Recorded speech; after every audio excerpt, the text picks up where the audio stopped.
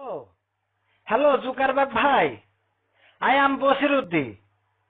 হ্যাঁ, I live in বর্তমান প্রবাসী। না বিরাদার, হয়েছে কি আসলে বিষয় হলো, আমি যে বিষয়ের কারণে আপনার কাছে ফোন দিছি, আমি তো ভাই আমার ছেলে বিয়ে করে আর মানুষ করতে পারলাম না।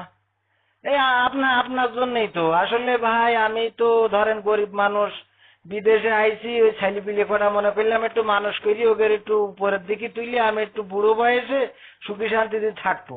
গত বছরও ওরা রেজাল্ট ভালো করিল, রেজাল্ট ভালো হইলো, কিন্তু এই বছর সব গুল্লা মেরিছে। আমি তো জিজ্ঞেস করলাম খুকার মার কাছে, কইলো যে ওই সারাদিন যে আমি ফোন পাঠাইছি বিদেশ থেকে স্ক্রিন টাচ, ওই ফোনে নাকি সারাদিন আঙুল দিয়ে গুতো গুতি করে।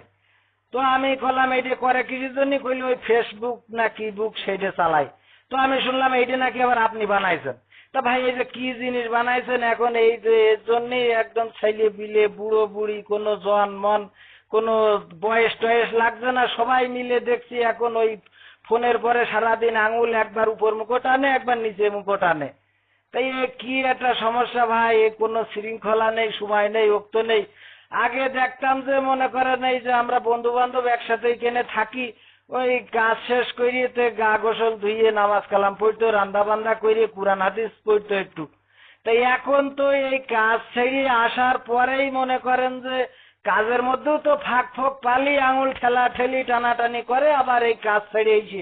আমি দেখা যায় রাত্রি ঘুমোই রয়েছি, 3 ঘুম দিয়ে উঠে দেখি তাও আমাদের এই যে মফিজ, এ দেখি সেই আঙুল ঠেলতিছে টাইমতিছে। রাত্রি কোনায় ঘুমোই জানি না, সকালে তো ফজরের নামাজ আল্লাহর কিরে করে ওঠে না, গুটোগুতি করি ডাকাডাকি করি, তারপরে কাজের সময় দেখা যায় উঠি চোখ ডলতি ডলতি কাজে যায়।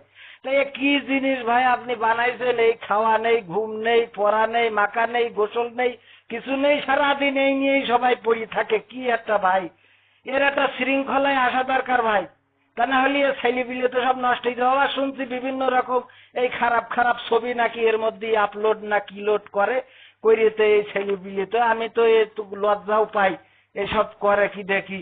তা ভাই এইটার একটা শৃঙ্খলার জন্য বাংলাদেশ সরকার তো আন্তরিক হয়েছে।